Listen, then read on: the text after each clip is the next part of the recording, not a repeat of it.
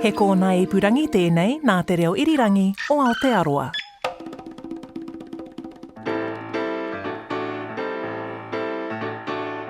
Hello there and welcome along to the Music 101 interview podcast. I'm Charlotte Ryan and I hope you're having a great week and thank you for taking the time to listen to this podcast. Today we're featuring Moana Maniapoto. She's just released her 6th album under the name Moana The Tribe.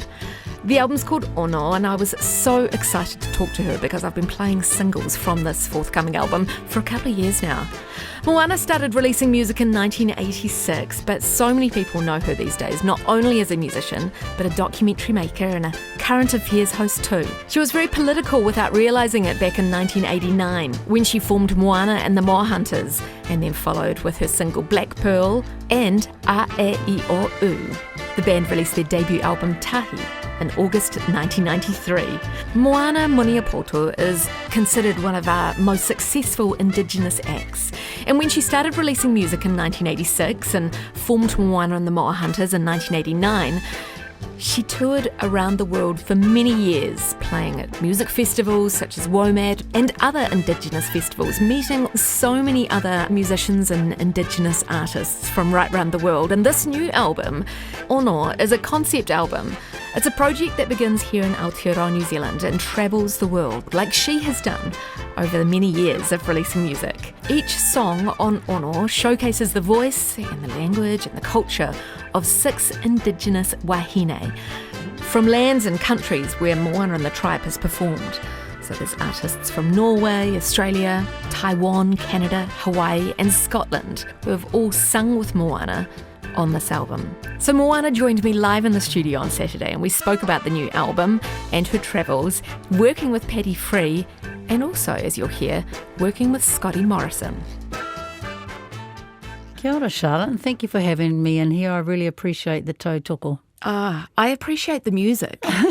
This has been a long time coming. I wondered where the first seed of this idea of this album came from, because it feels like it's such a concept. Has it been in your head for a little while?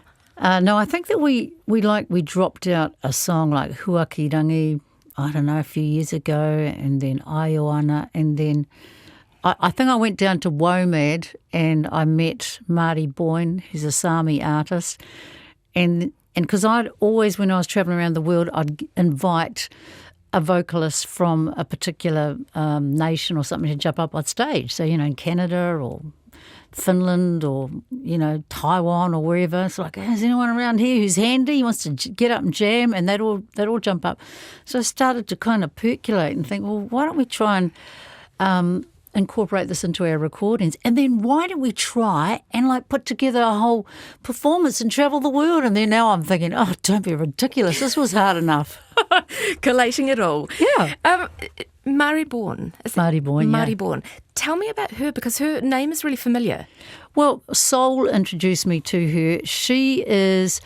She's a Sami woman, so they're the indigenous people across northern Europe, and they raised their flag, their independence flag, on the same day as us on February the 6th.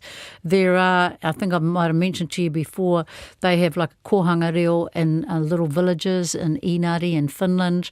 So there's a real relationship between Māori and Sami.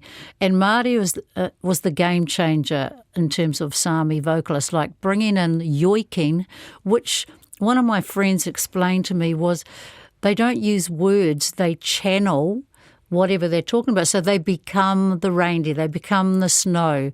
And that's why it's so ethereal, her voice. You can sort of feel the snow and ice around you. She's just got the most amazing voice. Yeah. So when we met, and I'm listening to her think, oh my God, how'd she do that? And she's like, can you write something for my album in English? I'm like, English? Oh, how stink. But anyway, I did. And so I wrote a song for her. And then I said to her, hey, do you want to join me on a song? She's like, yeah, okay. So we met in Finland. There you go. That is so incredible. What about the song that we just played? The artist is from Hawaii. Yeah. Yeah. Kaumakaiwa kanaka ole. So Māori and once again Native Hawaiians have had a very strong language revitalisation relationship.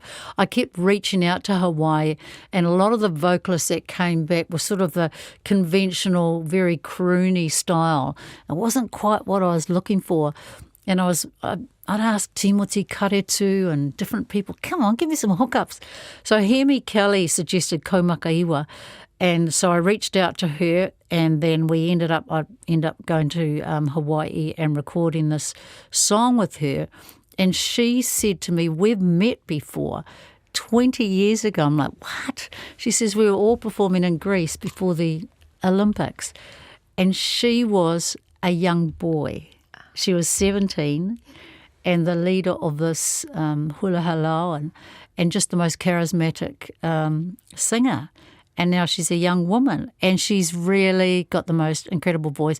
She comes from a line of people who've kept the language alive. And, she's one of her generation.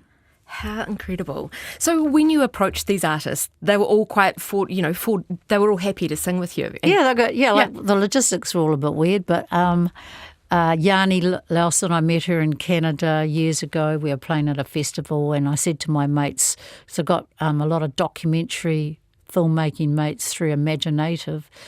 I said, got any hookups here? Someone jump up on stage. I said, we've got a friend, Yanni. She got up on stage. She started out, and we nearly fell off. Thinking, oh my God! I think I missed my notes then. And the incredible power. Now she's got this amazing background, not just as a vocalist, but as an actor and as something to do with the Muppets or something. And so anyway, she recorded her vocals during the pandemic lockdown. And then I said, any chance of doing a video? She said, my daughter's locked down here. It's pretty quiet. I said, go out in the street, nip out, go on. So the daughter did it on the phone, sent it over, boom. But she has the most incredible voice. And that song is about, so all the songs are inspired by traditions and ritual, and they're karakia that Scotty has written. And that one's a karakia for, in English you'd say baptism, but it's called tohi. So I mentioned that when my son was baptised, we did it in the Catholic Church with my cousin who happened to be a bishop. And then when my daughter was baptised, we did it in a lake with one of my elders. So it's a different ritual. Yes. So that song is all about empowering babies for the future, making them strong and ready to rock. Yeah. So all these connections, or from guests that are appearing on the album, they're all people that you've met touring as Moana and the Moahunters or Moana and the Tribe over 20 plus years. Except for Inka Mbing, who is a Taiwanese woman. So I've got some mates up there in Taiwan. Patty and I actually flew up there to record with someone that identified. And then when we got there, because we were performing in a festival, the woman said, lovely to meet you. Okay, got to go now. And we're like, what? But we've got to do this. She goes, no, I can't do it this weekend. And we're like, oh my God, we're flying up to Taipei. So then we went home to find some more money, go back up to meet this other woman. And we drove out to these mountains where Inka lived. We were with a journalist who could translate language back to us, put the music down because I'd done my bits and we got the music, and then we were just playing it to her. And then she had this look on her face like I knew that she hated it. Honestly, she actually hated it. And so she's saying to the translator's going, she doesn't like it. I said, I can tell. I said, can we go outside and come back in again? Yeah. So I went outside because I was thinking to Patty, this is a nightmare, this song. She didn't like the beats. Yeah. It's too much for her. She's not used to it. She's very traditional. So we went back inside and then I told her how the beats is an important way for us it's like a Trojan to get the language out there, And I told her all about, how my father and everybody had the language kind of beaten out of them. And then she said that was the same thing for her. And then she said, okay, push the button. We were good. And what a voice. I'm so looking forward to listeners hearing this album. There's 6 tracks, they're all stunning. Moana, we know you also for making amazing documentaries. Did you by chance take a camera with you when you visited all these women? I did. When my husband and I went to Hawaii, he filmed Kaumakaiwa when she was performing, and then we cannot find the footage, so I'm shooting myself in the foot there. I'm thinking now, not really, no. But I'm very proud we got that there. I was speaking with Moana Maniapoto about the new Moana and the Tribe album, Ono, which is out now.